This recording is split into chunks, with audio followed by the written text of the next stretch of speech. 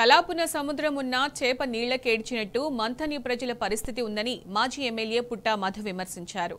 శ్రీధర్ బాబు మంత్రిగా ఉన్న మంథని నియోజకవర్గంలో మహాశివరాత్రి సందర్భంగా గోదావరి దగ్గర ఎలాంటి ఏర్పాట్లు చేయలేదని విమర్శించారు. మంథనిలో గోదావరిని పరిశీలించిన పుట్టా మధు ఎడారిని తలపిస్తున్న దుస్థితి చూసి ఆవేదన వ్యక్తం చేశారు. భక్తులు బోర్లా పడుకుని పుణ్యస్నానం చేసినా ఒళ్లు మొత్తం తడవని పరిస్థితి ఉందన్నారు.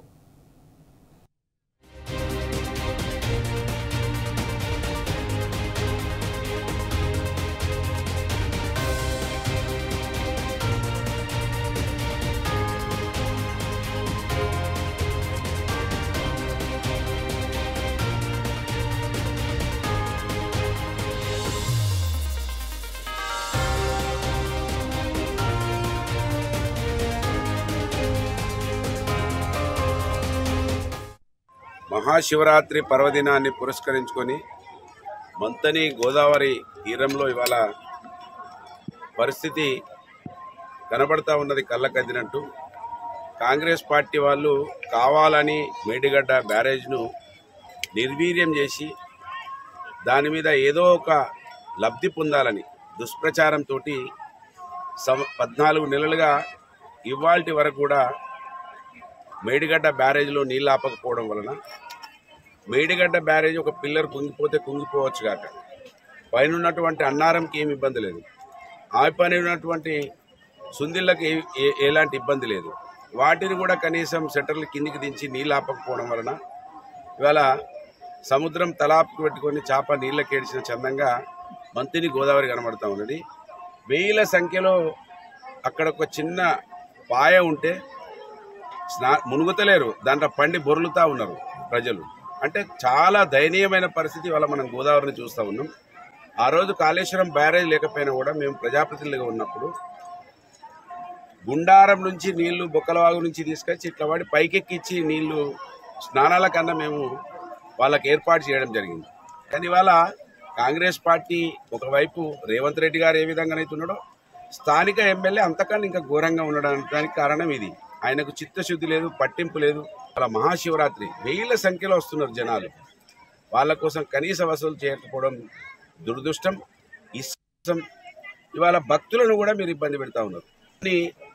దర్శించుకునే ముందు పవిత్ర స్నానం చేయాలని భారతదేశంలో ఎక్కువ శాతం ఉన్నటువంటి హిందువులకు వాళ్ళ మనోభావాలను కూడా గౌరవించినటువంటి పార్టీగా ఈ నియోజకవర్గ శాసనసభ్యుడిగా మిగిలిపోతూ ఉన్నాడు. దురదృష్టం. ఇప్పటికైనా నీళ్లు ఇక్కడ నిల్వ ఉండేటట్లు ఒక బ్యారేజ్ ఎవరైనా కోరుకుంటూ రావాలని వచ్చిన బ్యారేజ్ను నిర్వీర్యం చేయడానికి రేవంత్ రెడ్డి గారికి వంటగాగుతూ ఉన్నాడు మంత్రి ఎమ్మెల్యే. ఇది దురదృష్టకరం. దీన్ని తీవ్రంగా ఖండిస్తూ ఉన్నాను. ఇదే అంశానికి సంబంధించి మరింత సమాచారం మా ప్రతినిధి రమేష్ అడిగి తెలుసుకుందాం. రమేష్, మంథనిలో గోదావరిని పరిశీలించిన పుట్టా మధు ఎడారిని తలపిస్తున్న దుస్థితిని చూసి ఆవేదన వ్యక్తం చేయడం జరిగింది. అలాగే శ్రీధర్ బాబు మంత్రిగా ఉన్నా కూడా కనీస సౌకర్యాలు కల్పించలేదని చెప్పడం జరిగింది. అక్కడ మనం చూస్తే కూడా విజువల్స్ లో ఎలాంటి సౌకర్యాలు లేవు. ఇవాళ మహాపర్వదినం, మహాశివరాత్రి, భక్తులందరూ కూడా గోదావరి స్నానాలు చేయాలనుకుంటారు, పుణ్య స్నానాలు. సో అలాంటి టైంలో కూడా అక్కడ ఎలాంటి ఏర్పాట్లు కనిపించట్లేదు, సౌకర్యాలు కనిపించట్లేదు. దీనికి సంబంధించి మీ దగ్గర ఉన్న సమాచారం ఏంటి?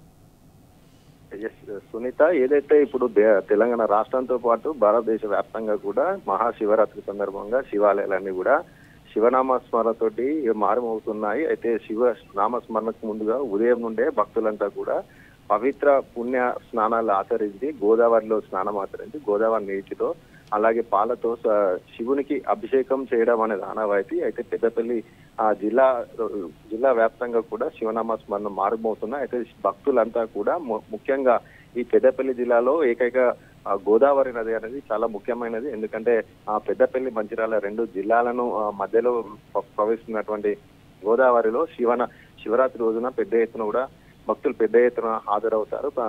గోదావరి స్నానాలు ఆచరించిన తర్వాత ఆ యొక్క గోదావరి నీటిని తీసుకెళ్లి స్వామికి అభిషేకం చేసి శివనామ స్మరణతోటి భక్తితోటి ప్రత్యేక పూజలు చేయడం అనేది ఆనవాయితీగా వస్తుంది. అయితే గతంలో బీఆర్ఎస్ పాలనలో నిండు కుండలా ఉన్నటువంటి గోదావరి ప్రస్తుతం కాంగ్రెస్ పాలనలో పూర్తి స్థాయిలో ఎడారిగా మారిందని చెప్పవచ్చు. ఎందుకంటే మనం విజువల్స్ లో కూడా చూసినాం ఇంత ముందుకు కూడా. ఎందుకంటే పూర్తి స్థాయిలో ఇసుక మేటలు వేయడం జరిగింది. ఒక్క చుక్క నీళ్లు కూడా కనీసం కాళ్ళు కడుక్కునేటువంటి నీళ్లు కూడా గోదావరిలో లేనటువంటి పరిస్థితి. అయితే పెద్దపల్లి జిల్లాలో ఉన్నటువంటి ఈ గోదావరి, ముఖ్యంగా గోదావరి కని వద్ద అలాగే మంతని, ఈ రెండు ప్రాంతాల్లో కూడా పెద్ద ఎత్తున కూడా గోదావరికి సమీపంలోనే అంతా పట్టణాలు ఉంటాయి కాబట్టి ఇక్కడ ముఖ్యంగా మంతని అంటేనే మంత్రపురి, అంటే ఆలయాలకు ప్రముఖంగా నిలయమైనటువంటి మంతిని. అయితే మంతినిలో కూడా ఇదే గోదావరి స్నానాలు ఆచరించడానికి వెళ్ళినటువంటి భక్తులు నీళ్లు లేక ఇబ్బందులు పడ్డారు. కనీసం కాళ్ళు కడుక్కొని నెత్తిన చల్లుకునేటువంటి నీళ్ల లేక కూడా సుమారు అదే గోదావరిలో 2 కిలోమీటర్ల మేర కూడా ఆ ఇసుకలో మండు టెండలో నీ కాళ్ళు కాలుతున్నా కూడా అక్కడికి వెళ్లి ఆ కాస్త నీళ్లను అవే పవిత్ర జలంగా భావించి చల్లుకొని భక్తులు అయితే ఇబ్బందులు పడ్డారు. అయితే అక్కడ నీళ్లు స్నానానికి కాదు కదా, కనీసం ఆ కాళ్ళు కడుక్కునే చేతులు కడుక్కునే దానికి కూడా సరిపోయే విధంగా నీళ్లు లేకపోవడంతో భక్తులైతే తీవ్ర స్థాయిలో ప్రభుత్వం పైన ఆగ్రహం వ్యక్తం చేశారు. అయితే కొద్దిసేపటి క్రితమే మాజీ ఎమ్మెల్యే పుట్ట మధుకర్ గోదావరిని సమీక్షించడం జరిగింది. అక్కడ ఉన్నటువంటి ఏర్పాట్లు ఏమీ చేయలేకపోవడంతో భక్తులంతా కూడా ఆగ్రహం వ్యక్తం చేశారు. వారితో పుట్ట మధుకర్ మాట్లాడడం జరిగింది. అయితే గతంలో బీఆర్ఎస్ పాలనలో నిండు కుండలా ఉన్నటువంటి గోదావరిని కాంగ్రెస్ కావాలనే కేసీఆర్ ని బదనాం చేయాలనే ఉద్దేశంతో మేడిగడ్డకు ఉన్నటువంటి ఒకే ఒక పిల్లర్ కుంగినటువంటి సాగును చూపించి మొత్తం కాళేశ్వరం ప్రాజెక్టునే ఎండగట్టే విధంగా చేశారంటూ కూడా ఆయన కాంగ్రెస్ ప్రభుత్వం పైన ఆరోపణ చేశారు.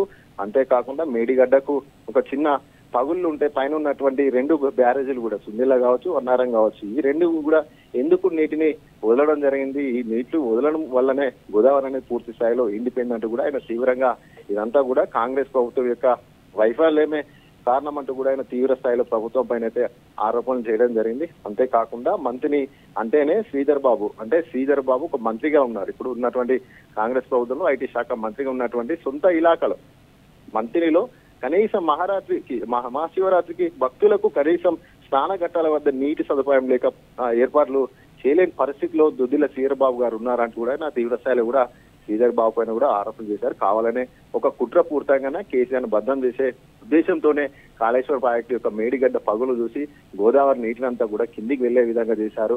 ఒక్క చుక్క నీటి లేకపోవడంతో భక్తులు అయితే కూడా పూర్తి స్థాయిలో ఇబ్బంది పడుతున్నారు. ప్రభుత్వం పైన తీవ్ర ఆరోపణలు అయితే భక్తులు వ్యక్తం చేశారు. Sunitha. Right Ramesh, thank you.